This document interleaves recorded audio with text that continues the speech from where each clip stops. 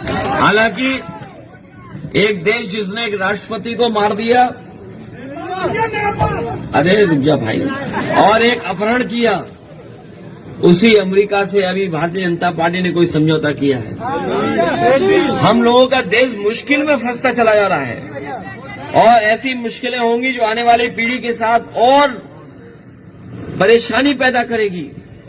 क्योंकि दुनिया में अगर हम किसी के खिलाफ बोलते हैं, मान लीजिए आज सोचिए अमेरिका में भारतीय कितने लोग रह रहे हैं, 1 करोड़ से ज्यादा भारतीय लोग अमेरिका में रह रहे हैं। जहां अभी युद्ध चल रहा है ईरान और आसपास के देशों में, खाड़ी देशों में लगभग 1 करोड़ भारतीय लोग भी रह रहे हैं। तो बताओ भारत को किसके साथ खड़ा होना पड़ेगा। इसलिए फॉरेन पॉलिसी को, विदेश नीति को अगर किसी ने बर्बाद किया है तो वो भारतीय जनता पार्टी के लोग हैं। इन्होंने कारोबार, व्यापार और आर्थिक नीतियां कैसी बनाई है यही नहीं पता है।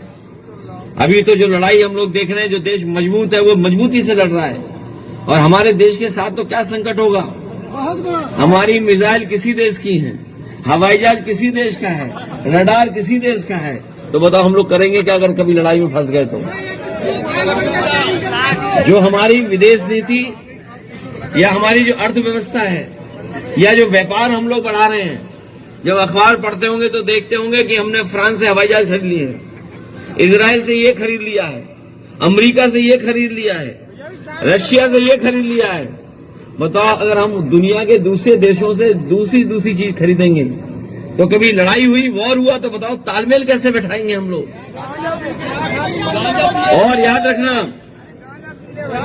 याद रखना मजबूत के साथ सब खड़े दिखाई देते हैं और बुरे वक्त पर कोई किसी के साथ खड़ा दिखाई नहीं देता है। और जब अंधेरा आता है, अंधेरा, तो आपकी परछाई भी आपका साथ छोड़ देती है।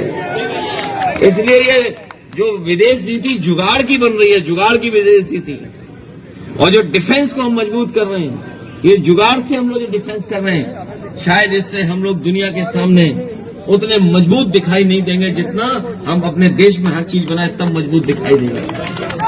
याद रखना, केवल ये आर्म्स नहीं खरीदे जा रहे हैं, मिसाइल्स नहीं खरीदी जा रही हैं, हवाई जहाज नहीं खरीदे जा रहे हैं, हमारा किसानों को भी जोड़ दिया अमेरिका से। सोचो आप, अब बताइए अमेरिका वाले हमारे गाय, भैंस, बकरी और मुर्गी का दाना देंगे। बताइए आप, ये देखा समझौता पढ़ा कि नहीं पढ़ा। समझौते में ये तय हुआ है कि अमेरिका आपके जानवरों का फीड देगा। तो बताओ बरसीन भी क्या वहीं से आएगी, घास सोचिए वहां से, या क्या चीज आएगी। और फिर इधर भारत सरकार ने बहुत प्रचार किया था मिलेट्स के, बाजरा खाइए, जौ खाइए, मक्का खाइए। अमेरिका को पता लग गया और अमेरिका ने समझौता करके सब कुछ भेजने का इंतजाम कर दिया। बोले जाइए हम भेज रहे हैं आपके लिए। और फिर जो तेल है, सरसों के तेल से खाना अच्छा बनता है। कई लोग घी पता नहीं कौन सा बेच रहे हैं, हमें नहीं पता इस बात की। दूध दही कितना बिक रहा पता ही नहीं है। इसलिए मैं आपसे कहना चाहता हूं कि नई अर्थव्यवस्था जो अमेरिका से हमारी जोड़ दी है, इसमें हमें अपने आप को मजबूत करना पड़ेगा। हमारी संस्थाएं अच्छी हों, हमारे नौजवान पढ़े लिखे हों, उन पे अच्छी ट्रेनिंग हो।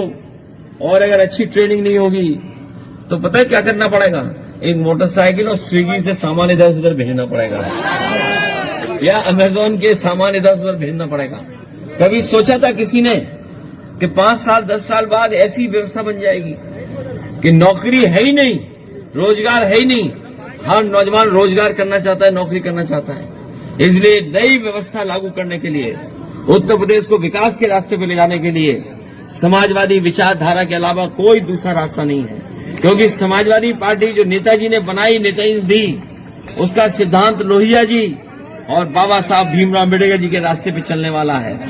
बाबा साहब भीमराव अम्बेडकर, उनका संविधान, हमारे डॉक्टर राम मनोहर लोहिया, उनका समाजवाद और समाजवाद का चिंतन, और नेताजी ने जिस तरीके से जमीन पर ला करके समाजवाद को हम सबको जोड़ करके एक सम्मान का जीवन दिया, हम सबकी जिम्मेदारी है उसी रास्ते से लोकतंत्र को मजबूत करें, समाजवाद को मजबूत करें और जो हमारे देश की पहचान है भाईचारे की, कि हम सब मिलकर के रहते हैं, उस व्यवस्था को और मजबूत करें, तभी जाकर के हमारा देश और मजबूत दिखाई देगा। खुशहाली का रास्ता कोई नहीं ला सकता समाजवादियों के अलावा।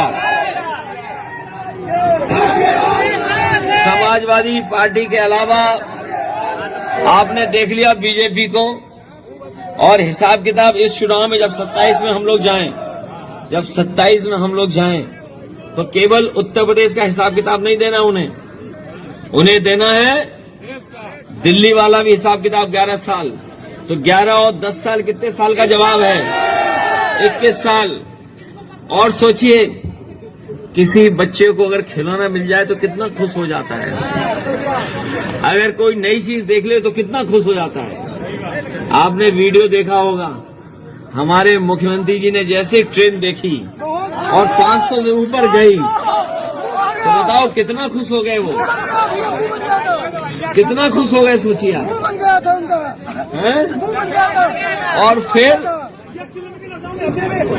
और उन्हें होश ही नहीं रहा, वो सो के तो उठ जाते हैं लेकिन होश में नहीं रहते हैं, वो कारण नहीं पता है क्या है।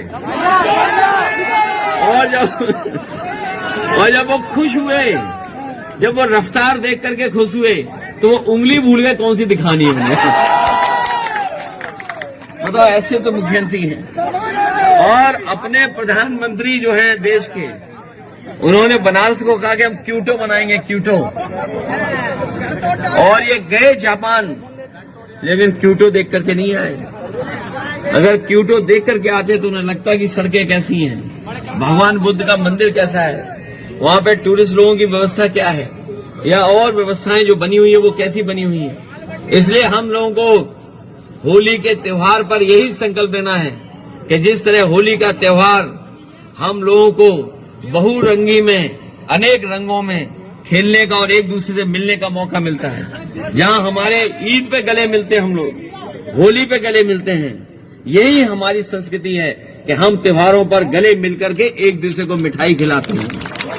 इसलिए आप सब मिलकर के जो यहाँ पर आए, आप लोगों का बहुत बहुत धन्यवाद, और अगली बार इससे भी अच्छा कार्यक्रम करेंगे। और लेकिन कार्यक्रम अच्छा तब होगा जब आप लोग भी अच्छे होंगे, और बिना ट्रेनिंग के कोई सीखता नहीं है। इसलिए जरूरी है कि हम लोग एक पीडीए ट्रेनिंग का कार्यक्रम बहुत जल्दी इटावा में करेंगे, जिससे न केवल इटावा बल्कि इसी तरह के कार्यक्रम अलग अलग जिलों में जब होंगे तो अपनी बात और भविष्य में हम लोग क्या करना चाहते हैं और जोड़ने का मौका हमें मिलेगा। हम सब लोगों का बहुत बहुत धन्यवाद देते हैं यहाँ आने के लिए। आप सबको होली की शुभकामनाएं, और होली का जो रंग है, जो बहुरंगी रंग से हम एक दूसरे से मिल करके रहें, उसी तरह का हम लोग समाज में रहकर के एक दूसरे का साथ देंगे। आप सबका बहुत बहुत धन्यवाद।